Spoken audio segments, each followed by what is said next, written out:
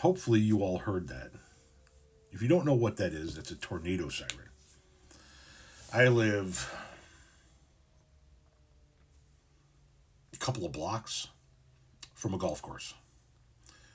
And on the golf course, we have a tornado siren. There are several tornado sirens throughout town because we live in an area that gets a lot of tornadoes. The southwest suburbs of Chicagoland is known for its tornadoes. So once a month, I believe it's the second Tuesday of every month, they test the sirens, make sure that they're in operational order.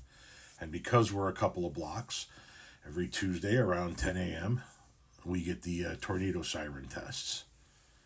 And I will take that over living in an area where a hurricane is going to devastate my entire state any day of the week.